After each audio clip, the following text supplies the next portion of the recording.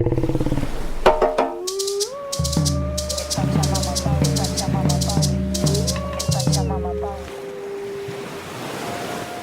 buenos días, muy buenas tardes, buenas noches a todas las personas que se conectan a Pachamama Power Podcast. Hoy estoy con una gran invitada, inspiración mía para todo el tema ambiental.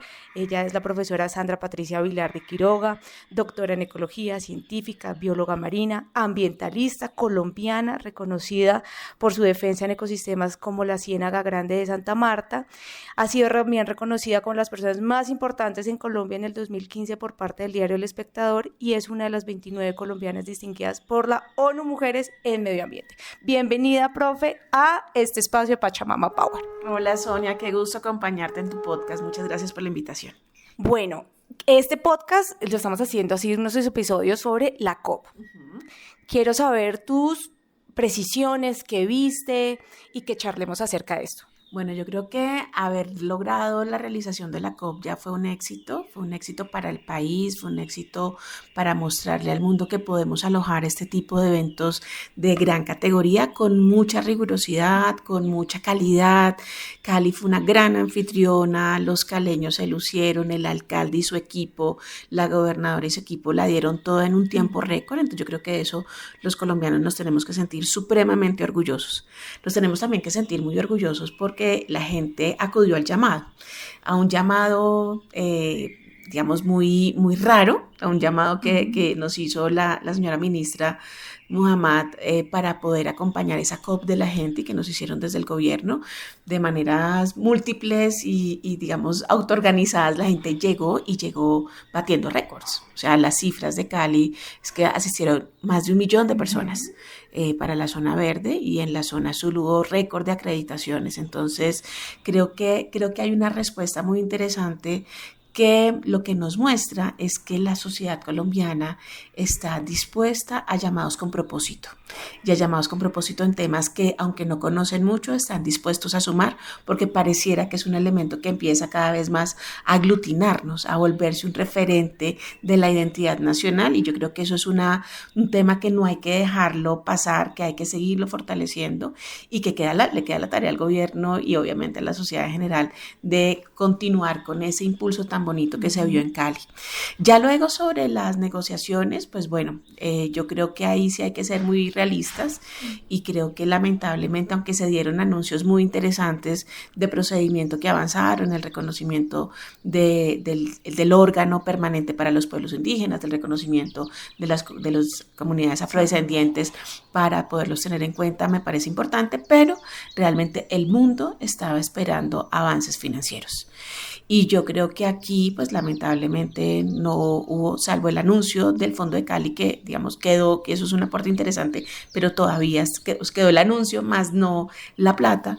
Creo que sí eso lo que nos muestra a nivel mundial, independientemente que hubiera sido en Colombia o no hubiera sido en Colombia, pues lo que nos muestra es la dificultad todavía que tiene el Convenio de Diversidad Biológica para poder acudir y diseñar mecanismos. Yo creo que aquí la tarea era haber llegado a la COP16, perdón, después de la COP15, con propuestas mucho más concretas. Creo que la presidencia de China no avanzó mucho en eso y nosotros pudimos haber, digamos, aprovechado más y mejor esa oportunidad para como países anfitriones y presidentes llegar con una propuesta o con una estrategia de negociación un poquito más estructurada en cuanto al avance, aunque no hubiera sido total, pero sí un avance sobre los temas de la negociación financiera. Creo que ahí no fuimos muy modestos y de pronto pues invertimos mucho de la negociación en eso que era importante para el país, que eran los temas indígenas y de las comunidades afrodescendientes, pero la negociación que era lo que el mundo estaba esperando. Yo creo que ahí fuimos, digamos, pudimos haberle metido más ficha en cuanto a la estrategia de negociación del gobierno. Pero creo que fueron 2 semanas maravillosas para el país. Creo que los caleños lo van a recordar para siempre. Creo que los que estamos en el sector también lo vamos a recordar. Y esto es un cambio de inflexión y es una gran oportunidad para seguir construyendo sobre eso que se hizo en Cali. Pues fue maravilloso. Yo que estuve y tuve la oportunidad de ir a cuanta charla pude ir, porque pues realmente todas se cruzaban con muchas cosas. Me Me pareció que es un avance importante y la pregunta que te voy a hacer es, ¿cómo ves al sector privado involucrado en este tema de biodiversidad? Te lo pregunto porque en muchas de las charlas se ve un afán muy grande de realmente invertir en temas de bancos de hábitat, bancos de biodiversidad, todo lo que tenga que ver, por ejemplo, con el tema de restauraciones. ¿Cómo ves que esa articulación puede ser beneficiosa para el tema de biodiversidad? Sí, yo creo que eso es una de las cosas más llamativas de esta COP. Se batieron récords de acreditaciones de empresas. Fueron más de 3.000 empresas acreditadas. En la COP 15 habían sido menos de 1.500, entonces creo que fueron 1.200 en COP 15. Entonces realmente se nota que hay un tema importante, que las empresas y el sector privado está siendo consciente de sus dependencias de la biodiversidad y de los riesgos que están asumiendo por la pérdida de biodiversidad, y obviamente lo que ya se había avanzado un poco más, que es en los impactos. Entonces, el papel del sector privado en este tema de la gestión de la biodiversidad es múltiple. No solamente como desde cómo voy a invertir más y mejor y cómo empiezo a apalancar recursos financieros para la gestión de la biodiversidad, sino también en cómo empiezo a transformar mis formas de producir para disminuir los impactos, pero también para reconocer los riesgos sobre esa disminución de las contribuciones de la biodiversidad para el sector privado. Entonces, esa conversación yo creo que se está llegando de manera muy espontánea, pero se necesita estar mejor coordinada. Creo que hay un proceso muy valioso que no sé si muchos lo conozcan, y es que la ANDI ha estado desde el año pasado liderando un proceso muy interesante que es la hoja de ruta de biodiversidad y empresas, porque Colombia es uno de los 3 países en donde se está ejecutando un proyecto JEF piloto para poder armonizar este tema desde el sector privado, y ellos en cabeza pues de el consejo gremial y de los otros gremios pues está acompañando ese proceso. Ha sido muy interesante. Esa es una hoja de ruta que se presenta paralela al plan de acción de biodiversidad para sumarse, y creo que ahí lo que nos falta, como en muchos campos, Sonia, es el fortalecimiento de capacidades. Creo que todos tenemos una versión de qué es biodiversidad, tenemos una versión de cómo nos sumamos, pero creo que necesitamos recualificarnos entre todos, porque para muchos la biodiversidad es algo estético, qué lindas las mariposas y qué lindas las aves y qué lindos los paisajes, ¿no? Para Colombia, el país de la belleza, pero a muchos aún les cuesta reconocer que todos dependemos de la biodiversidad, dependemos social y económicamente. Y así ha sido la historia de la humanidad, y así ha sido la historia de la economía. Entonces creo que ese tema de las dependencias aún no hemos logrado pasar ese punto, que yo siempre digo que estamos como la mayoría en biodiversidad 1.0, y que digamos fue lo que aprendimos con el Código de Recursos Naturales, en lo que se quedó la institucionalidad y muchas de las normas. Muchos de los actores políticos se quedaron en entender la biodiversidad como recursos naturales renovables y no renovables. Y hoy en día lo que nos está marcando la crisis de la biodiversidad y el nuevo marco de Kunming-Montreal es sumar a biodiversidad 3.0, porque en el medio Colombia, pues digamos con la creación del Ministerio de Ambiente y con las políticas de biodiversidad, ahí tenemos un 2.0. Y tenemos que hacer un salto cualitativo. Todo es como si necesitamos un gran proceso pedagógico para poder entender realmente, cuando hablamos de biodiversidad, las diferentes dimensiones de lo que hablamos. Entonces, yo, digamos, he estado pues en mi papel de viceministra, entendí mucho sobre esas asimetrías que tenemos de la percepción de la biodiversidad, del conocimiento de la biodiversidad, y por eso sí siento que es muy importante poder avanzar en esos temas, que creo que tenemos muchas debilidades institucionales para promover eso. Entonces ahí es donde necesitamos una gran articulación desde el Ministerio de Ambiente con el Ministerio de Educación en su política de educación ambiental. Creo que ahí hay que cualificarla, y creo que nos seguimos en una visión muy 2.0. Creo que las universidades necesitan también reconocer su papel para poder formar a los ciudadanos que tienen que impulsar el plan de acción de biodiversidad y las metas globales de biodiversidad. Entonces yo creo que es muy importante, sí, reconocernos, hemos avanzado, pero tenemos unos retos inmensos y todos tenemos que alinearnos con un propósito. Entonces yo creo que hay ahí, o sea, para el sector privado, pero para la sociedad en general, es que chévere, tenemos el impulso, pero uno de los elementos importantes es reconocer que necesitamos cualificarnos más y mejor en comprender la biodiversidad y nuestras dependencias de la biodiversidad. Tuviste una charla maravillosa que te comentaba fuera de micrófonos acerca de esa articulación precisamente que tú nombras entre la academia y las instituciones. Para los que no estuvieron en la charla, que fue magistral, fue realmente, quiero que les comentes a todos nuestros oyentes cómo lo ves, qué necesitamos para hacer ese match. Bueno, esa fue una conversación muy linda que con ASCUN y la Universidad de los Andes promovimos precisamente en esa reflexión profunda de, bueno, cómo estamos formando las universidades para impulsar la implementación del marco global de biodiversidad. Y es que hay una sensación recurrente de que las universidades a veces estamos muy lejos y que los científicos y los profesores están en su mundo, que no necesariamente es el mundo de las preocupaciones de la sociedad civil y de la vida real. Entonces, te voy a contar un poquito el preámbulo de por cómo surgió ese evento, y es que entre agosto y septiembre, julio, agosto y septiembre, estuvimos con las facultades de ciencias de todo el país haciendo esta reflexión. Entonces, elaboramos un instrumento para ver en qué estaban las facultades de ciencias de este país formando, investigando y generando conversación interdisciplinaria sobre cada una de las 23 metas del marco global. Hicimos estas preguntas, identificamos quiénes eran los profesores, los grupos de investigación, tal. Y fue un diagnóstico muy lindo, muy revelador de que estamos concentrando las capacidades en unos temas y tenemos unos vacíos muy grandes, y que las facultades de ciencias, que son las que, digamos, la primera línea de la investigación en biodiversidad, pues, digamos, ahí hay una reflexión importante de cómo necesitamos mejorar la conversación interdisciplinaria con la investigación básica de la biodiversidad. Entonces, ahí en Quibdó nos reunimos en septiembre, de ahí salió, pues, una reflexión muy profunda de más de 50 facultades de ciencias de este país, en donde se creó el acuerdo de Quibdó de, miren, tenemos que hacer cambios importantes. Entonces, esta reflexión motivó esa conversación en ASCUN y con otras universidades, y planteamos este panel en la Casa Humboldt con la rectora de la EAN, con el rector del Minuto de Dios, que además es el vicepresidente de ASCUN, con el viceministro de Educación Superior, con el rector de la Universidad de Antioquia y la rectora de la Universidad de los Andes. Nos acompañó también el director del Instituto Humboldt y nos acompañó una delegada de la CAF, porque esto implica hacer cambios importantes. Y entonces, en esa conversación, pues un poco era no solo echarnos flores de lo que hacemos. Yo creo que no, o sea, las universidades generan la mayor información de biodiversidad que tiene este país, pero sobre todo es cómo necesitamos, pero a pesar de esa maravillosa creación de conocimiento, pues la pérdida de biodiversidad sigue aumentando.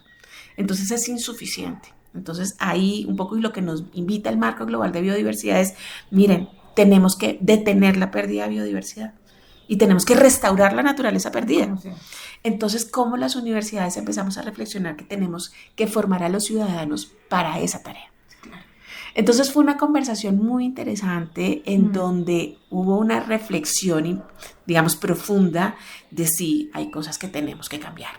Y necesitamos cambiarlas con el gobierno nacional, porque tenemos, digamos, hacer formación interdisciplinaria y transdisciplinaria no es tan fácil como uno quisiera, y hay una serie de normativas desde el Ministerio de Educación que impiden que eso sea más fácil. Por eso la presencia del viceministro fue tan importante, y por eso quedó un acuerdo con el viceministro de poder movilizar desde su cartera, desde su despacho, esta alineación de las universidades por la biodiversidad.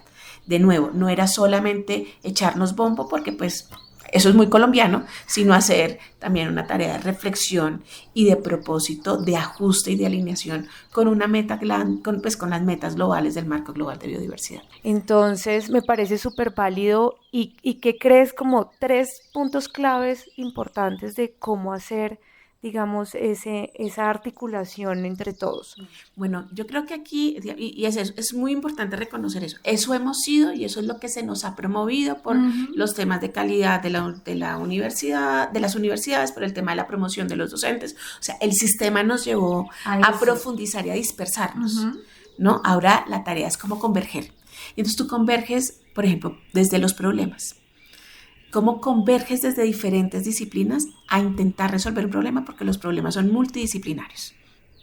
Y entonces, al menos en esta universidad, estamos en un proceso de transformación uniandina para entender cómo vamos a actuar y formar a los profesionales que tengan que entender estos retos globales que cada vez son mayores, ¿no? Los retos no solamente climáticos y ambientales, sino también los retos de la democracia, sociales, los retos de la inteligencia artificial, y eso nos obliga a hacer una reflexión profunda de trabajar basada en problemas. Entonces, la pérdida de biodiversidad es un problema. Y es un problema multidimensional. No es solamente se estamos perdiendo los pajaritos, sino es el papel de los pajaritos en el ciclaje de nutrientes que mantiene la fertilidad del suelo para la agricultura, pero también que mantienen la salud pública en temas mentales, ¿no? Entonces, entender las conexiones va a ser muy importante. Y eso no va a pasar de la noche a la mañana. Esto va a ser un proceso en el que nos tardemos más o menos una década en la que todo el sistema educativo pueda empezar a confluir. Y para eso se necesitan ajustes y cambios normativos, pero también decisiones e intenciones desde los profesores y desde las universidades, ¿no? Son muchos cambios los que toca ir haciendo de manera gradual, pero en la medida que tengamos los incentivos adecuados está ahí. Y por ejemplo, los incentivos adecuados es que el gobierno diga: necesito a las universidades para que me ayuden a resolver estos problemas. Y entonces, por ejemplo, tú hablabas ahorita del pez basa, pero el otro caso ha sido el de los hipopótamos. Y ahí el papel de las universidades ha sido fundamental para darle al Ministerio de Ambiente la información sobre las poblaciones, sobre los modelos de crecimiento. En fin, la academia soporta la información para tomar decisiones. Necesitamos esos llamados mucho más claros porque las capacidades del gobierno son muy limitadas, muy reducidas. En cambio, si logramos hacer esas llamados para poder generar esas confluencias en cuanto a problemas, pues va a ser mucho mejor, ¿no? Y yo creo que ahí lo que sucedió en esta COP tiene que ser una señal para todos. Desde las universidades estamos listos y estamos haciendo las reflexiones que nos toca, porque sabemos que hay que hacer muchos cambios. Pero también es importante que el gobierno sienta que en las universidades encuentra unos aliados. Sí. Como por último tema que quería hablar contigo, profe, es ¿cómo ves ese tema de la mercantilización de la biodiversidad? ¿Cómo ves eso, como ese greenwashing a veces del sector privado, diciendo voy a tener como unos bancos de hábitat, pero y listo? O sea, porque así más inversores ponen la plata aquí, yo les digo que estoy haciendo bien, pero realmente no hay un trasfondo y una autorreflexión de que realmente todos tenemos que aportar para el cuidado del medio ambiente y de la biodiversidad. Entonces yo creo que ahí hay que ser también muy juiciosos y muy rigurosos con el conocimiento de los instrumentos económicos, ¿no? Los instrumentos económicos per se no son malos, son unos instrumentos económicos que movilizan recursos financieros que no se tienen en la gestión pública. La cuestión es el cómo se hacen y es quién hace seguimiento y la verificación y el monitoreo. Y entonces ahí es donde uno dice, las capacidades públicas hoy en día no existen. No, es que no existen. Entonces, por ejemplo, tú mencionas el tema del mercado de carbono. El mercado de carbono, que es un instrumento del Acuerdo de París en el que nos pusimos de acuerdo todos, pues el problema no es el mercado de carbono, el problema es cómo lo implementas en cada país y cómo le ofreces la transparencia al proceso. Lo mismo con los bancos de hábitat, y van a ir saliendo cada vez más instrumentos económicos para movilizar recursos de diferentes tipos para conservar la biodiversidad, pero también para restaurar la biodiversidad. Entonces yo creo que de per se no son malos, porque necesitamos, la brecha que tenemos son de $200 mil millones anuales que no tienen los países en el presupuesto público. Entonces ahí hay una primera alerta y es, ojo con satanizar todos los instrumentos económicos, porque necesitamos movilizar plata y es con instrumentos financieros. Lo otro es, esas tareas nuevas, el Estado no las tenía contempladas dentro de sus funciones públicas. Y por eso yo en algunos artículos, tú sabes que yo escribo cada 15 días en El Espectador, he dicho, con los funcionarios y la estructura actual que tiene el Ministerio de Ambiente y el Sistema Nacional Ambiental, no se puede. Hay que hacer y crear las nuevas estructuras con las nuevas personas que tienen a cargo de esto, porque tenemos reventado a los funcionarios ambientales. Están reventados en todo el país. Tenemos algo así como 6.000 funcionarios públicos para temas ambientales, incluidos ministerio, corporaciones, SINA y, institutos de investigación y parques nacionales. Y tú comparas, por ejemplo, con agricultura, son más de 18.000. Y ambiente, cada año le ponemos más tareas y a punta de contratistas no va a ser. O sea que hay una reflexión profunda también sobre la estructura del Estado para cumplir estas nuevas tareas. Y eso es algo que entonces tiene que liderarse desde el Ministerio de Ambiente con Ministerio de Hacienda y Función Pública. Pero tiene que haber una reorganización y un fortalecimiento institucional para que haya gente dedicada a hacer el seguimiento, la verificación, el control de estos nuevos instrumentos económicos. Hoy en día no hay una oficina de instrumentos económicos en el Ministerio de Ambiente. No la hay.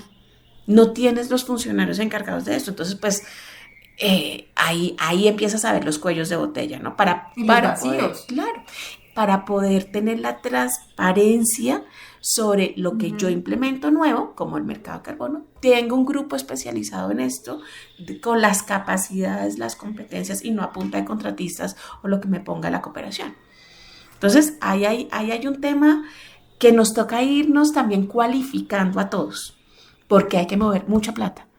Es una tarea inmensa y necesitamos la plata privada para poder restaurar lo que quede, digamos, la tarea que tenemos, que sea el 30%. Al 2030 tiene que estar el 30% de las áreas en proceso de restauración, las que se han perdido integridad ecológica. Entonces eso es mucho dinero. Y hay un tema también de cómo desde la institucionalidad también nos empezamos a abrir. Tenemos, por ejemplo, hay una plata importante en las compensaciones por pérdida de biodiversidad en los procesos licenciados, que lamentablemente hoy tenemos una cartilla de compensaciones de ecosistemas terrestres que hay que actualizar, pero no tenemos de ecosistemas acuáticos ni de ecosistemas marinos. Entonces hay una plata atrapada sin poder implementarse porque hay que actualizar eso. No se ha actualizado, ¿por qué? Pues porque los funcionarios están saturados. Entonces ahí hay también que hacer unas inversiones muy estratégicas de cómo habilitar esos recursos para poder cumplir con las metas de tanto del marco global como las del Plan de Acción de Biodiversidad. Esta COP deja más retos y tareas, indudablemente. Bueno, ¿y cómo lo vamos a hacer? ¿Cuáles van a ser las prioridades después de esto? Porque sí nos deja unos retos gruesos, bastante importantes, ante todo unas reflexiones bastante importantes, no solamente desde el sector privado, desde la institucionalidad, pero ante todo del Estado en general. No estoy hablando de gobierno, sino de Estado en general, de cómo nosotros podemos visibilizar todo lo que nosotros tenemos. Y hay algo que yo siempre he dicho en otros podcasts: nosotros somos uno de los países que tiene más normatividad ambiental, pero no la aplicamos en su totalidad. No hay funcionarios que la logren aplicar, Sonia, es que tenemos a los mismos. O sea, hay corporaciones que tienen 15 funcionarios y tienen que hacer toda la normativa de no solamente de biodiversidad, de agua, de cambio climático, de suelos. Entonces, realmente necesitamos, o sea, criticamos mucho a las corporaciones. Digamos, una cosa es quien dirige una corporación y otra cosa son los funcionarios que están ahí dándola toda hace mucho tiempo. Entonces hay que ser más solidarios con ellos, y yo sí creo que aquí, si algo tiene que quedar de la COP, es la tarea de fortalecer al Sistema Nacional Ambiental para que sean muchos directores de orquesta que nos organicen al resto de la sociedad, para poder confluir en esas tareas que son detener la pérdida de biodiversidad, restaurar la biodiversidad perdida y poder hacer transformaciones productivas que sean positivas con la naturaleza. Profe, ya para terminar así rápidamente, 3 cosas que te quedan en la COP, prioridades. Pues prioridades y como esperanzas. Entonces me queda la esperanza profunda de las mujeres. Las mujeres indígenas, las mujeres campesinas, las mujeres técnicas, las mujeres políticas, las mujeres académicas fueron las grandes voceras de la COP en zona verde y en zona azul. Creo que hay un sentimiento diferente asociado a la pérdida de biodiversidad y a la protección de los territorios que las mujeres han llevado con una claridad y con una sabiduría que para mí es una de las cosas que más valoro de lo que sucedió en la COP. Las mujeres ya llegaron y se quedaron con los temas de biodiversidad. Segundo punto, la confluencia y el reto de la confluencia. Entonces todo el mundo llegó, pero ahora es cómo organizamos esa llegada para que no se nos desinfle el globo, sino que de manera estructurada pueda implementarse eso que la gente está interesada y cómo se suman a un instrumento que tenemos hoy, que es el Plan Nacional de Acción de Biodiversidad actualizado. Entonces, esa articulación, ¿cómo se va a hacer? ¿Quién la va a dirigir? ¿Cómo nos organizamos? ¿Cuál va a ser el mecanismo regional, el mecanismo nacional? Ahí hay una tarea importante. Y hay un tercer reto, tarea también, es de nuevo, y lo mencionábamos hace un rato, es cómo nos cualificamos todos en torno a entender mejor la biodiversidad para acelerar la tarea de la pérdida de biodiversidad. Y ahí entonces estamos todos como sociedad reconociéndonos dependientes de la naturaleza, del buen funcionamiento de la naturaleza, y eso lo que nos hace es entender que el valor de la biodiversidad no es solamente estético, sino que es funcional y también es utilitario.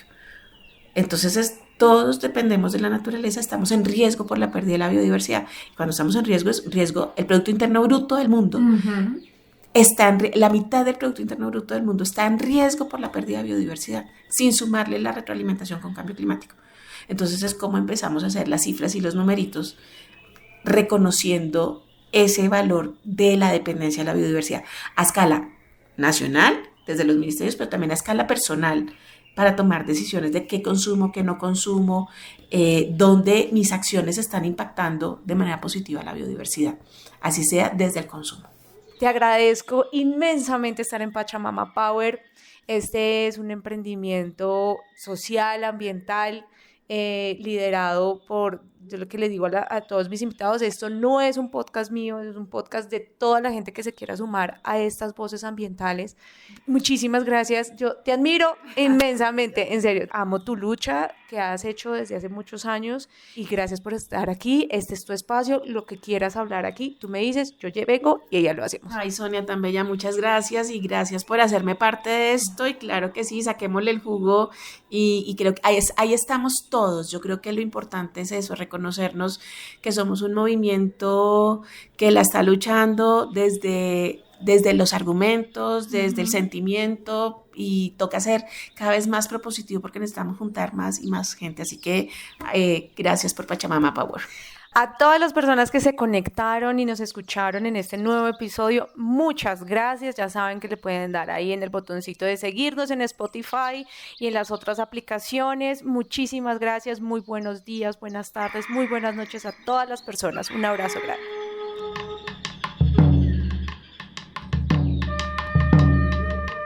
Este es el Pachamama Power.